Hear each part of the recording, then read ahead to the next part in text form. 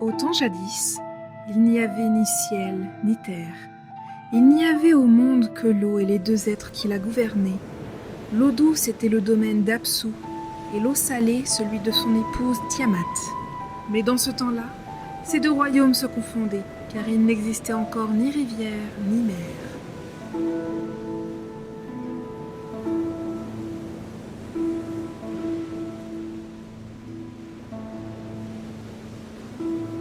L'union d'Apsu et de Tiamat donna enfin naissance à deux créatures colossales, l'Amu et sa compagne l'Ahamu. Et deux naquirent à leur tour Anshar et Kishar. Anshar incarnait tout ce qui était en haut, et Kishar tout ce qui était en bas. Et deux naquit Anu, dieu du ciel, qui engendra Ea. Ea, aussi sage que fort, bien supérieur à ses parents et à tous ceux existant avant lui. C'est après cela que les naissances s'accélérèrent, donnant rapidement une tribu bruyante et tapageuse, si bien qu'Apsu, avec à ses côtés son conseiller Moumou, vint se plaindre à sa femme. « Écoute » cria-t-il. « Je n'y peux plus tenir, pas une minute de paix le jour, pas un instant de sommeil la nuit. Il nous faut du calme et de la tranquillité, et je vais me débarrasser de toute la troupe. » En entendant cela, Tiamat devint pâle de colère. « Que dis-tu là ?» rugit-elle. « Allons-nous détruire ce que nous avons nous-mêmes créé ? Il nous agace, c'est entendu. Il en est ainsi de tous les enfants vis-à-vis des gens plus âgés.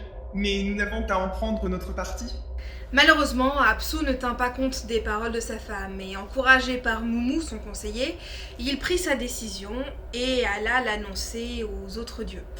Tous, évidemment, paniquèrent, sauf un, Ea, qui se mit à réfléchir à un plan d'action. Soudain, sans un mot, il se leva de son siège, prit une cruche qu'il remplit d'eau et récita au-dessus une très efficace et très sainte invocation. Puis, il présenta l'eau à Apsu et à Moumou et les pria de boire. Au bout de quelques instants, Apsu dormait profondément et Moumou dodelinait de la tête tout ensommeillé et pouvait à peine rester éveillé. Ea ne perdit pas de temps. Avec la rapidité de l'éclair, il arracha la robe et la couronne d'Apsu, lui enleva son auréole et revêtit le tout lui-même. Puis il enchaîna Apsu, le tua et se rendit maître de sa demeure. Quant au mauvais conseiller Moumou, il le renversa, lui passa un anneau dans le nez et le traîna dans un cachot. Lorsqu'il eut ainsi vaincu ses ennemis et qu'il lui élevé une colonne pour rappeler sa victoire, il prépara une chambre de verdure, gaie et splendide, et y amena son épouse Damkina. Et là, dans cette demeure bénie, leur naquit le plus puissant et le plus fort des dieux, le prince des princes, le roi des rois, le seigneur Marduk lui-même.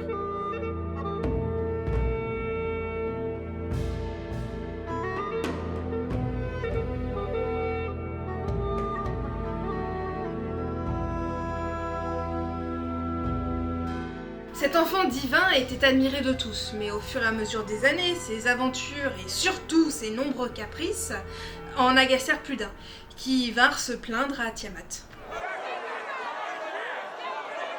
C'est toujours la même histoire. Ouais. Lorsqu'Apsu et Moumou vinrent se plaindre, tu refusas d'agir. Tu possédais une arme puissante qu'Apsu lui-même avait forgée. Et même au moment du plus grand péril, tu as tout bonnement refusé de t'en servir. Tu vois ce qui t'est arrivé. Te voilà veuve à présent. Ouais. Même si tu ne tenais guère à ton époux, tu pourrais te soucier du bien de tes enfants. Lève-toi et va administrer une correction à Marduk. Très bien, répondit-elle. Nous irons ensemble le combattre. Mais je vous avertis, il est plus fort que nous tous réunis, et il nous faut du renfort. Pour cela, nous allons façonner quelques créatures.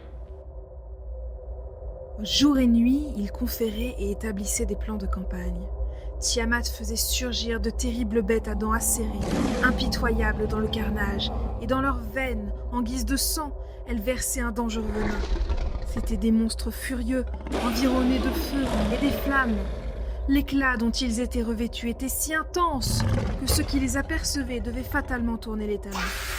Leurs noms étaient vipères, dragons, mammouths, lions géants, chiens enragés et hommes scorpions.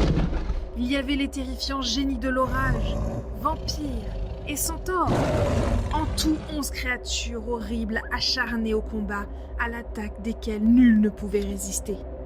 Puis elle nomma au commandement de cette troupe un dieu appelé Kingu. Kingu, Lui dit-elle, à toi l'honneur de tenir bien haut l'étendard, de mener la charge et de garder le butin. Tes ordres seront sans appel. Et que tous m'entendent. Je t'ai élevé à une haute dignité, et tu seras comme mon époux. et ce disant, elle lui remit les insignes du pouvoir et attacha sur sa poitrine les tablettes du commandement. Ensuite, Tiamat et Kingu se tournèrent ensemble vers les dieux et crièrent. Le feu peut faire rage, la flamme peut brûler. Votre souffle l'éteindra, Le fort des forts, en une fabulette, va se changer. et l'orgueilleux déguerpira. Mais Ea, toujours lui, entendit parler du complot contre son fils. Furieux, il réfléchit à nouveau à un plan d'action et alla voir Anshar, l'incarnation de tout ce qui était en haut, pour lui dire que Tiamat complotait contre la cour céleste et que son armée était en marche. Ce dernier envoya alors Ea pour qu'il s'en occupe, mais celui-ci fit aussitôt demi-tour face à une aussi terrible armée. Anshar envoya alors Anu, le dieu du ciel, mais celui-ci tourna les talons également face au visage terrible de Tiamat. C'est donc désespéré qu'Anshar fit appel à Marduk. Celui-ci, prévenu par son père du complot contre la cour céleste, vint alors se porter volontaire, mais pas sans condition. Marduk était bien le fils de son père, et s'il était vigoureux et intrépide, il était aussi rusé et ambitieux, C'est là pensa-t-il. une occasion unique qui m'est offerte. Pourquoi irais-je braver ces monstres et sauver l'honneur du ciel pour rien? Alors il redressa ses puissantes épaules et dévisagea hardiment ses aïeux. Anshar, Dit-il, je suis prêt à les combattre, mais si je dois être ton champion, s'il me faut vaincre Tiamat et sauver ta vie, alors tu dois faire de moi le premier des dieux. Va, assemble-les tous et proclame ta volonté. À partir de ce moment, moi seul prendrai les décisions et tout ce que je dirai aura force de loi. Aussitôt tous les dieux des cieux aux profondeurs furent reçus à la cour céleste, et c'est à la fin d'un somptueux banquet qu'ils acceptèrent de nommer Marduk comme roi. Ils l'honorèrent alors avant de rentrer chez eux.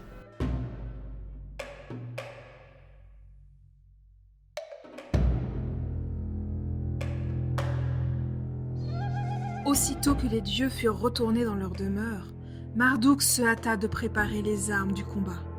Il prit un arc dans sa main et y plaça une flèche. La foudre le précédait, et toute sa personne en était illuminée. Puis, il fabriqua un filet pour y emprisonner ses ennemis, et il fit surgir de violents ouragans pour marcher à ses côtés. Lorsque tout fut prêt, il serra dans sa main la grande massue du tonnerre et prit place dans le char de la tempête.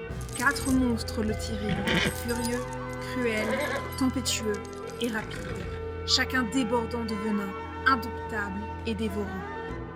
Sur ses lèvres, Marduk étend de l'ocre rouge pour se protéger contre les puissances malignes, et dans sa main, il prend une herbe parfumée pour dominer la puanteur de Tiamat et de ses bêtes. Puis, il se met en marche. Lorsque le dieu fit enfin face à l'armée, ce fut Tiamat qui s'avança pour le provoquer. Tu es le chef, ces mots tu les as clamés, et tous doivent te céder la place. Or voici que des dieux sont armés, qui vont te défier face à face. Mais Marduk, peu impressionné, leva alors sa massue pour lui répondre.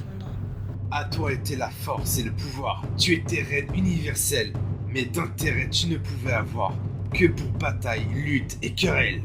Toi que nous nommons mère n'as rien dans l'âme que de bas. Le frère doit s'opposer au frère, le fils contre le père devra lever son bras. Brutale, basse et d'âme bien sombre, tu ris du mort comme du vivant. Si toi Apsu partit vers l'ombre, Kingu est pris comme remplaçant. Est-ce la courage ou valeur de défier nos pères et les cieux? Aux monstres confier ton honneur et les armer contre les dieux? Avance-toi seul, je t'en défie. Laisse tes favoris disparaître. Combat toi-même, franche et hardi. Sois un soldat et non un traître. Et c'est aveuglément que Tiamat se jeta sur lui, son armée dans son sillage.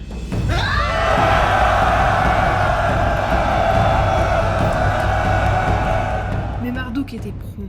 Dès qu'il la vit se précipiter ainsi sur lui, rapide comme l'éclair, il étendit son filet devant elle et l'y emprisonna, en moins de temps qu'il n'en faut pour le raconter. Elle se débattait, furieusement prise entre les mailles de l'engin.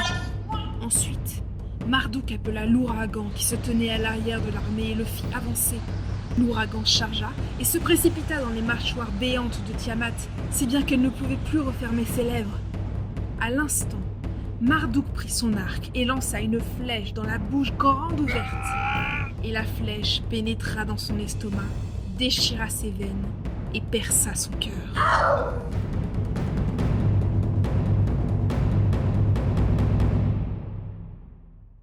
Comme l'énorme masse chancelait et s'affaissait, Marduk l'enchaîna et l'acheva, et sur son corps étendu, il posa le pied.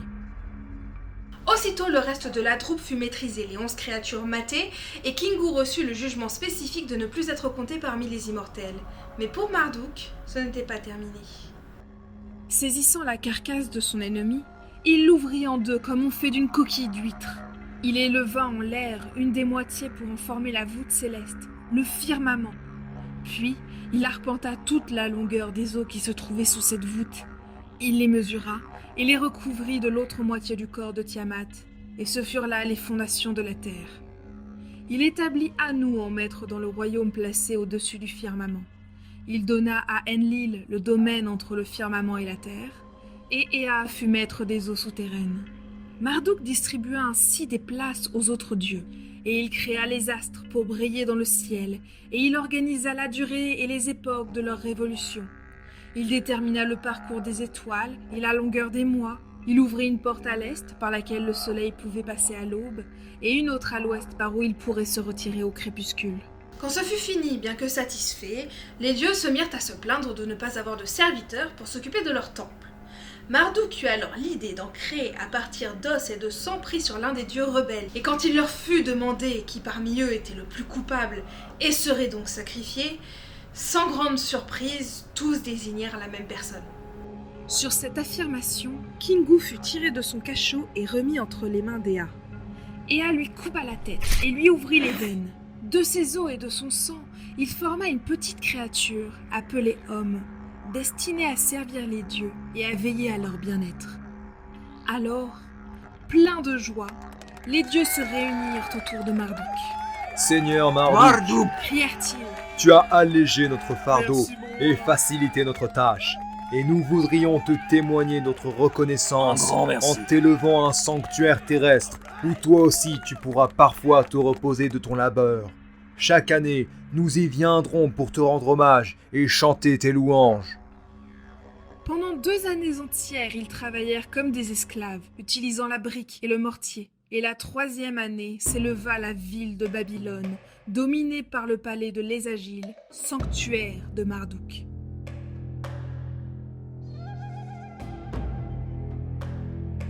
Lorsque l'édifice fut terminé, tous les dieux s'y réunirent pour y festoyer. Marduk se tenait parmi eux et recevait leur hommage. Il décidait du sort et des destinées du monde entier. Il prit l'arc gigantesque avec lequel il avait vaincu son ennemi et le suspendit dans le ciel afin que tous puissent le contempler.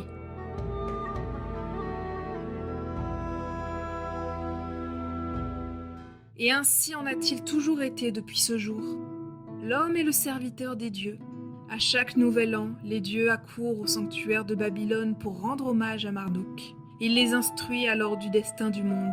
Et l'arc est toujours suspendu dans le ciel et tous peuvent l'y contempler.